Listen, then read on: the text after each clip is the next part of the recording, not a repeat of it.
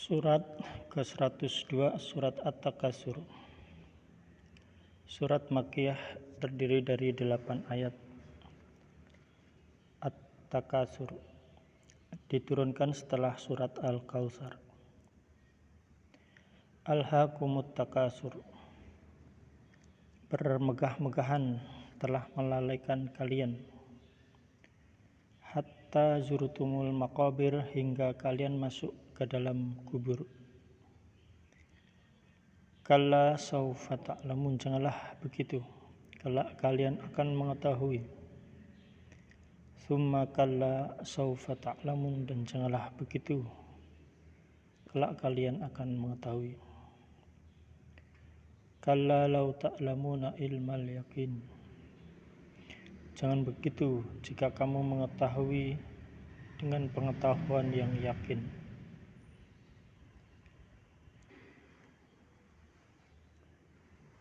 Latarawunnal jahim, niscaya benar-benar akan melihat neraka jahim.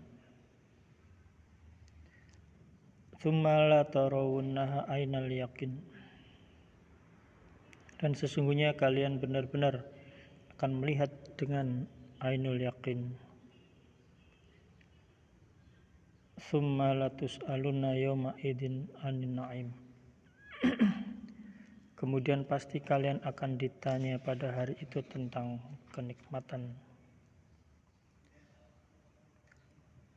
Bermegah-megahan telah melalaikan kalian, bermegah-megahan dengan anak, bermegah-megahan dengan harta, bermegah-megahan dengan dunia.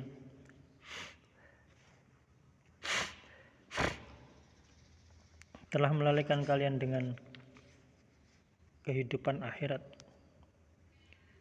hingga kalian masuk ke dalam kubur, yaitu hingga kematian datang menjemput kalian. Diterangkan di dalam Sahih Muslim, Rasulullah Muhammad SAW bersabda, yaqulul abdu mali mali, hamba akan mengatakan hartaku hartaku. Wa innama min malihi ma akala fa'afna, padahal yang menjadi hartanya itu hanyalah apa yang dia makan kemudian akan habis. Walabisam fa'abla, dan apa yang dia pakai kemudian bajunya akan usang.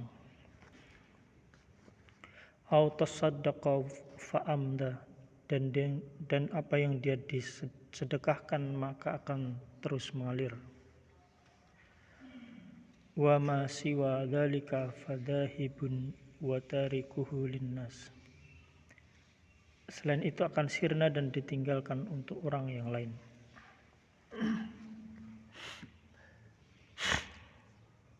Dalam Sahih Muslim, Rasulullah Muhammad SAW bersabda, yahramu ibnu Adam, ibnu Adam akan menjadi tua renta.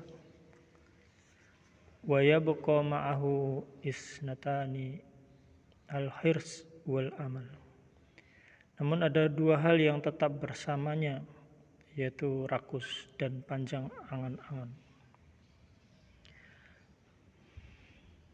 Ibnu Asakir pernah meriwayatkan dalam biografi tentang Ahnaf bin Qais bahwa ia pernah melihat uang dirham di tangan seorang. Lalu ia bertanya, kepunyaan siapakah uang dirham itu? Orang itu menjawab, milikku. Ahnaf berkata, uang itu milikmu bila kamu belanjakan, baik untuk memperoleh pahala maupun dengan maksud bersyukur. Kemudian dia membaca sebuah puisi dari seorang penyair, engkau dimiliki oleh harta bila engkau menahannya, bila engkau mendermakannya maka harta itu milikmu.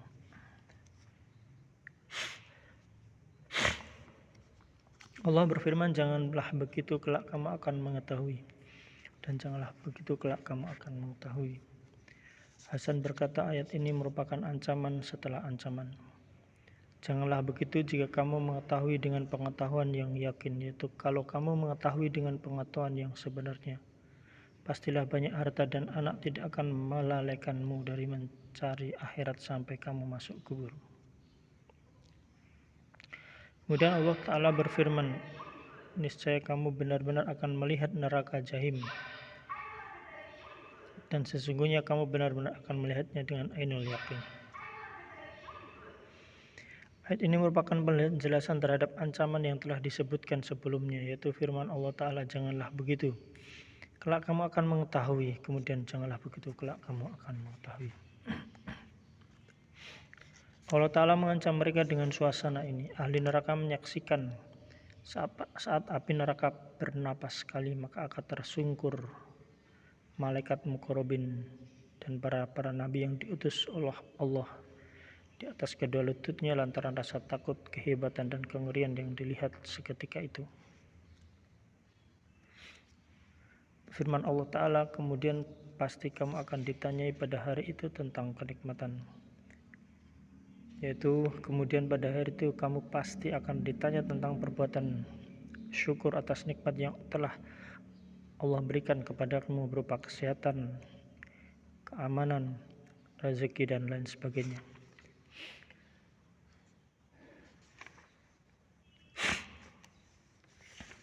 Ibnu Jarir meriwayatkan dari Abu Hurairah, ketika Abu Bakar dan Umar duduk, tiba-tiba datang Nabi Muhammad SAW, menghampiri mereka dan bertanya, mengapa kalian duduk di sini? Keduanya menjawab, demi yang telah mengutus engkau dengan membawa kebenaran, tidak ada yang menyebabkan kami keluar rumah melainkan rasa lapar. Nabi kemudian bersabda, demi yang telah mengutus aku dengan membawa kebenaran, tidak ada yang menyebabkan aku keluar rumah kecuali rasa lapar juga. Mereka pergi ke seorang Ansor. Kedatangan mereka disambut oleh wanita, lalu Nabi SAW bertanya, mana fulan? Ya, wanita itu menjawab, pergi mencari air. Datanglah suaminya dengan sekantong air. Kemudian ia berkata, selamat datang. Tiada kunjungan hamba yang lebih baik selain kunjungan Nabi pada hari ini. Lalu ia menggantungkan girbah di dahan kurma. Ia pun pergi lagi dan datang membawa setandan anggur untuk menjamu Nabi dan Umar dan Abu Bakar. Nabi bertanya, mengapa kamu tidak memipilnya? Ia menjawab, aku lebih suka kalian sendiri yang memilih sesuai dengan yang kalian suka. Kemudian ia mengambil pisau, lalu Nabi Muhammad SAW mengatakan, hati-hati kamu dengan perahan. Pada hari itu dia menyembelih kambing, kemudian mereka pun makan. Setelah itu Nabi Muhammad SAW bersabda pada dua sahabatnya, kita pasti akan ditanya tentang ini semua pada hari kiamat nanti. Rasa lapar telah membuat kalian keluar dari rumah, kemudian kalian pulang dengan kenyang. Semua ini merupakan nikmat Allah.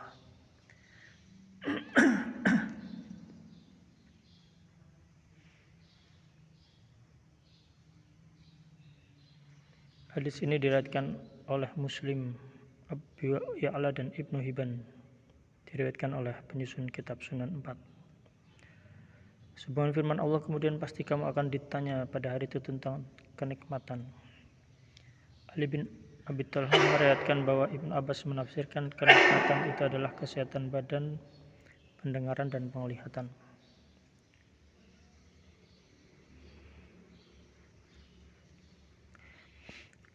Allah akan menanyakan hamba-hambanya pada apa yang mereka gunakan.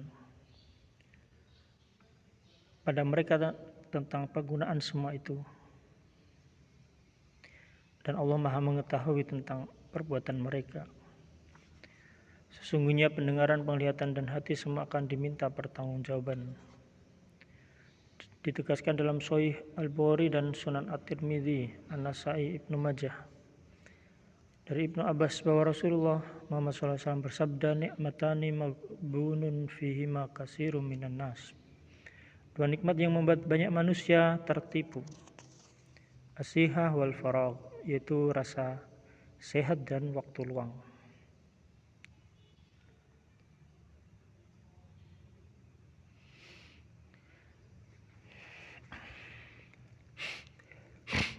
Arti hadis ini, mereka sangat sedikit bersyukur atas dua nikmat ini. Mereka tidak melaksanakan kewajiban yang dituntut atas dua nikmat ini, itu nikmat sehat dan nikmat waktu luang. Dan orang yang tidak melakukan hal yang telah diwajibkan padanya adalah orang yang tertipu. Maka hendaklah kita menggunakan waktu sehat dan waktu luang kita untuk kebaikan.